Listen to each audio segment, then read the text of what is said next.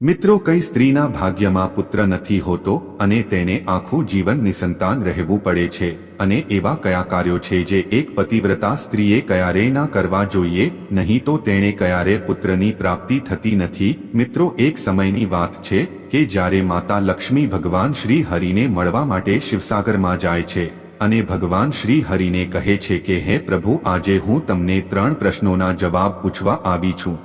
ત્યારે ભગવાન શ્રી હરિ માતા લક્ષ્મીને કહે છે કે હે દેવી, જે કોઈ પણ પ્રશ્ન વિચાર તમારા મનમાં હોય તે નિસંકોચ પૂછો, હું તમારા પ્રશ્નોના ઉત્તર અવશ્ય આપીશ। ત્યારે માતા લક્ષ્મી પ્રશ્નો અંગે કહે છે કે હે પ્રભુ, મારો પ્રથમ પ્રશ્ન એ છે કે તે કઈ સ્ત્રી છે જેના ભાગ્યમાં પુત્ર નથી હોતો અને તેને આખું જીવન નિસંતાન રહેવું પડે છે, અને મારો બીજો પ્રશ્ન એ છે કે કેવી સ્ત્રી સમયથી પહેલા વિધવા બને છે અને પતિ વિના જ તે આખું જીવન પસાર કરે છે, અને મારો ત્રીજો પ્રશ્ન એ છે કે તે કઈ સ્ત્રી છે જે પતિના હોવા છતાં પણ દુઃખી જીવન જીવે છે અને તેને ક્યારેય જીવનમાં સુખની પ્રાપ્તિ પણ થતી નથી, તથા કયો શણગાર કરવાથી સ્ત્રીને સ્વર્ગમાં સ્થાન મળે છે।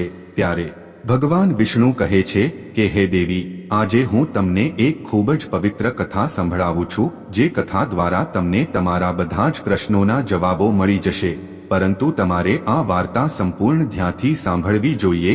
ત્યારે દેવી લક્ષ્મી કહે છે હે પ્રભુ, હું તમને વચન આપું છું કે હું આ કથા ધ્યાનથી સાંભળીશ, કૃપા કરીને તમે મને તે કથા સંભળાવો।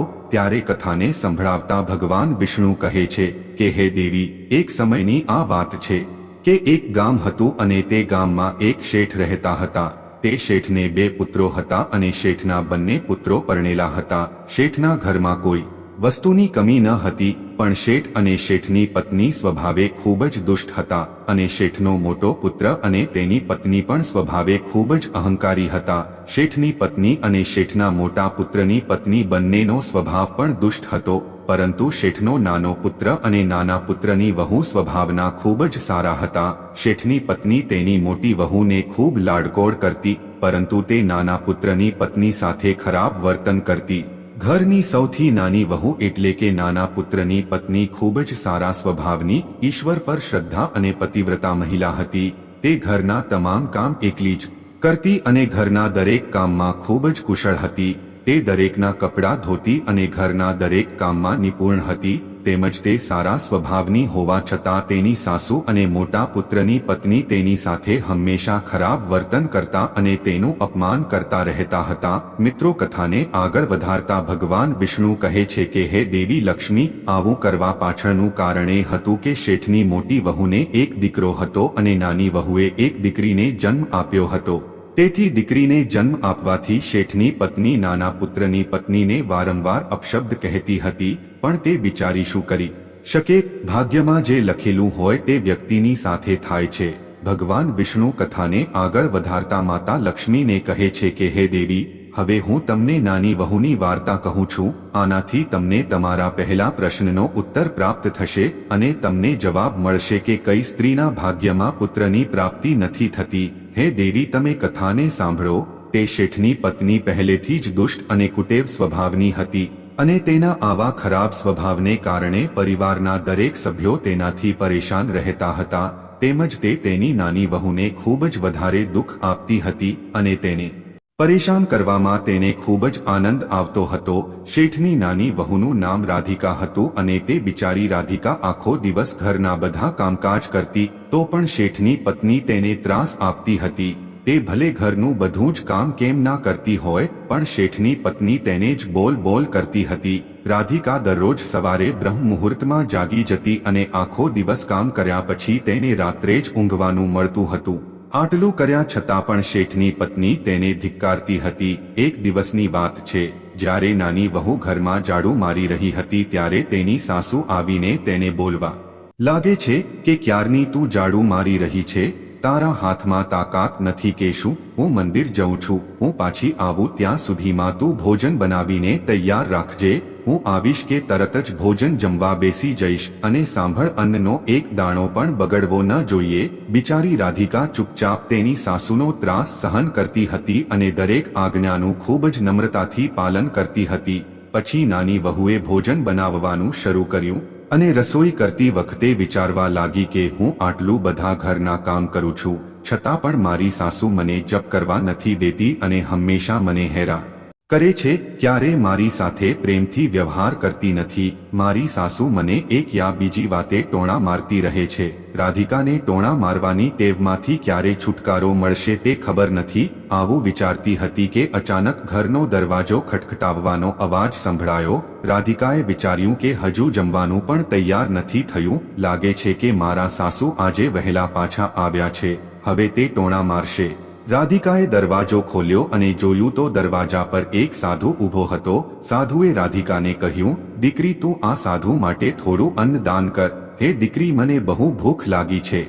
યારે રાધિકા સાધુને કહે છે કે હે સાધુ મહારાજ, હું તમને ભોજન કરાવી દઉં, પણ મારી સાસુ ખૂબ જ દુષ્ટ સ્વભાવની છે અને તે મંદિરે ગયેલી છે. હવે તે પાછી આવતી જ હશે અને જો હું તમને ભોજન કરાવીશ અને તે આવીને જોઈ જશે તો તે મને ખૂબ જ માર મારશે. એટલા માટે હે સાધુ મહારાજ, હું તમને ભોજન નહીં કરાવી શકું. ત્યારે સાધુ રાધિકાને કહે છે કે હે દીકરી, ભલે થોડું આપજે, પણ મને ખાવાનું આપ, મને બહુ જ ભૂખ લાગી છે. થોડીવાર વિચાર્યા પછી રાધિકાએ વિચાર્યું કે જો હું મારી સાસુના ટોણાના ડરથી આ સાધુને ખવડાવીશ નહીં તો મને મહાપાપ લાગશે અને મારા બધા સારા કાર્યો નાશ પામશે. આ વિચારીને રાધિકાએ સાધુને ઘરની અંદર બોલાવ્યો અને અતિથિ ધર્મનું પાલન કરીને સાધુને ભોજન કરાવવાનું શરૂ કર્યું. તે જ ક્ષણે અચાનક તેની સાસુ ઘરમાં આવી પહોંચી અને સાધુને ઘરની અંદર જમતો જોઈને તેને ખૂબ ગુસ્સો આવ્યો. તેની સાસુ રાધિકાને બૂમો પાડીને પૂછવા લાગી કે શું અન્ન મફતમાં આવે છે?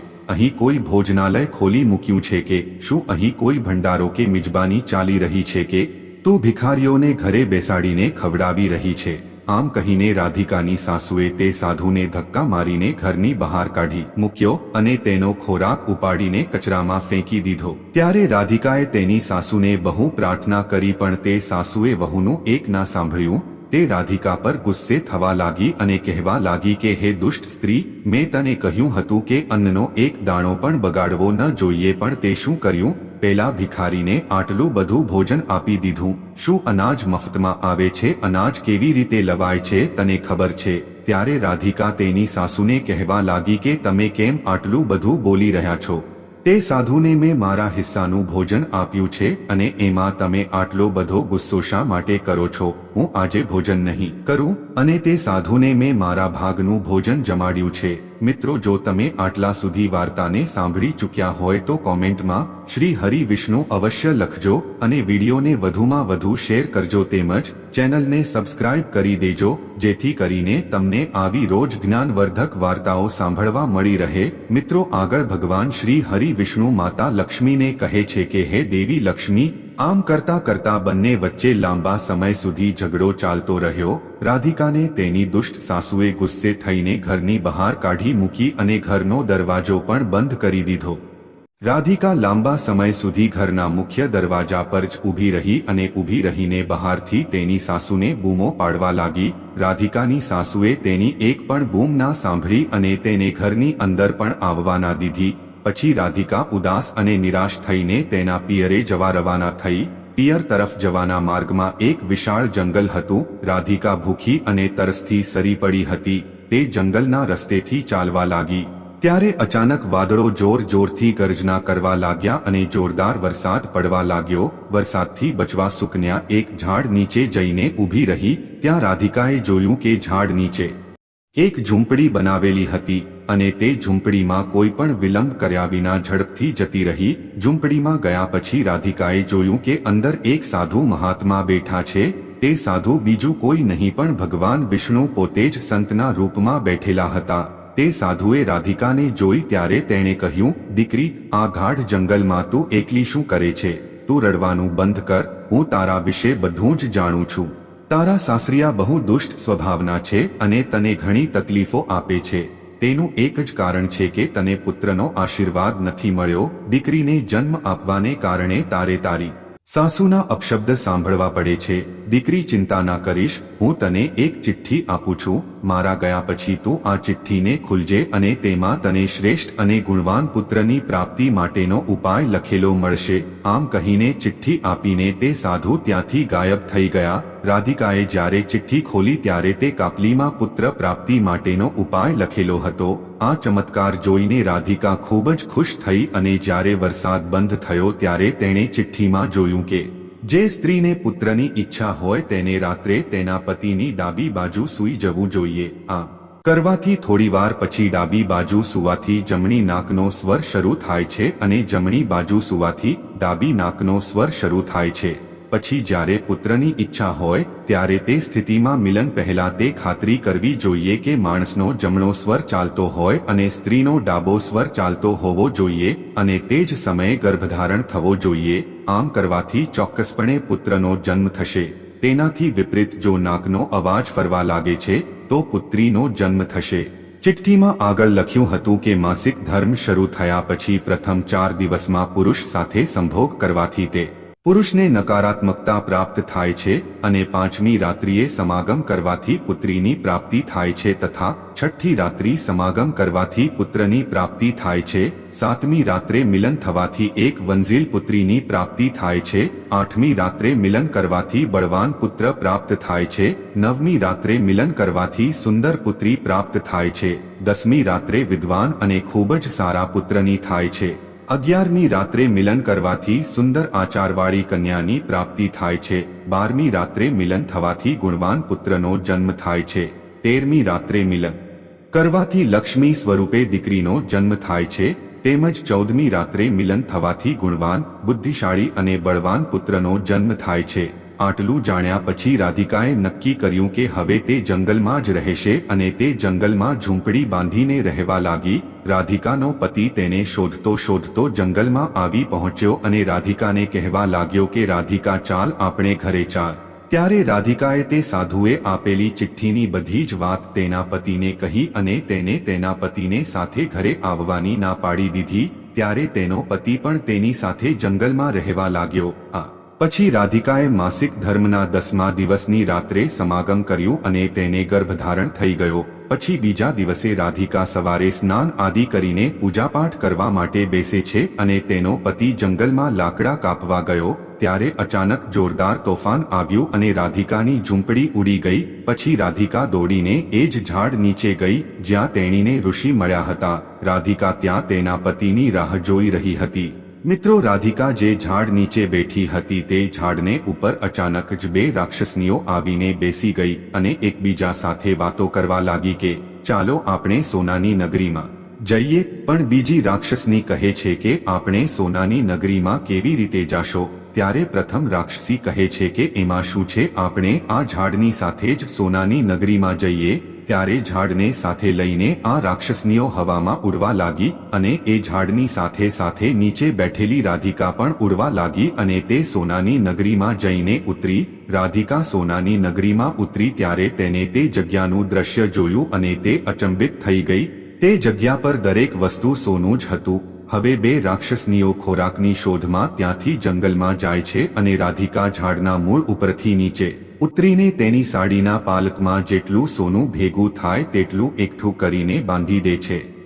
જ્યારે રાક્ષસનીઓ પાછી આવી ત્યારે રાધિકા ફરીથી ઝાડના થડ નીચે બેસી ગઈ અને તે ઝાડને ઉડાડીને રાક્ષસનીઓ તે જ જંગલમાં આવી ગઈ. રાક્ષસનીઓના ગયા પછી રાધિકાએ બધું જ સોનું લઈને તેના પતિ પાસે જઈને તેને આપ્યું. પછી પતિ અને રાધિકા બંને પોતાના ઘરે ગયા.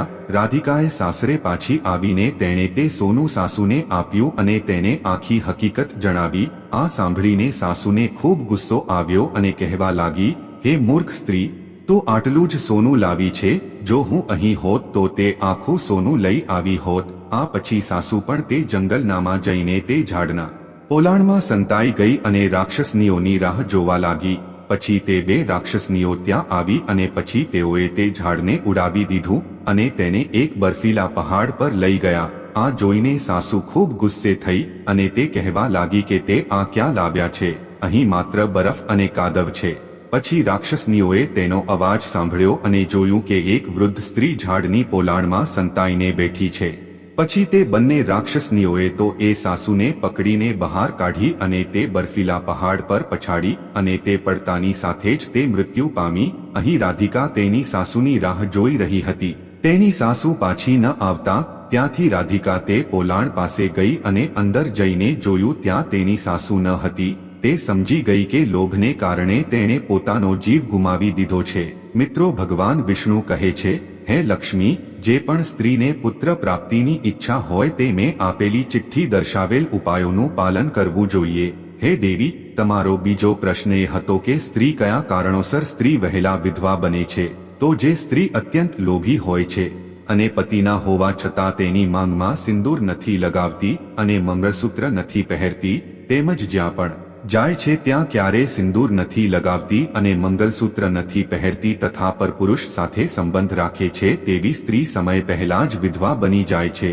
તેથી સ્ત્રી હંમેશા માંગમાં સિંદૂર લગાવવું જોઈએ અને ક્યારે પણ બીજા પુરુષ સાથે સંબંધ ના રાખવાથી અને હંમેશા પતિવ્રતા ધર્મનું પાલન કરવું. આ પછી આગળ ભગવાન શ્રી વિષ્ણુ કહે છે કે હે દેવી લક્ષ્મી, તમારો ત્રીજો પ્રશ્ન એ હતો કે કઈ સ્ત્રી છે જે પતિના હોવા છતાં પણ દુઃખી જીવન જીવે છે અને તેને ક્યારેય જીવનમાં સુખની પ્રાપ્તિ પણ થતી નથી. તો હે દેવી, તમે સાંભળી લો કે જે સ્ત્રીઓ સવારે મોડી ઉઠે છે કે જે સ્ત્રીઓ સવારે 8 કે 9 વાગ્યા સુધી સૂઈ રહે છે તેવી સ્ત્રીઓ અને જે સ્ત્રીઓ સવારે ઉઠીને સ્નાન કર્યા વગર ભોજન બનાવવા બેસી જાય છે અને પૂજા પાઠ પણ કરતી નથી, તેમજ પોતાના પતિની દરેક વાતોનો અનાદર કરે છે અને તેમની એક પણ વાત નથી માનતી તેવી સ્ત્રીઓના જીવનમાં ક્યારેય સુખની પ્રાપ્તિ થતી નથી અને હંમેશા દુઃખી જીવન જીવે છે.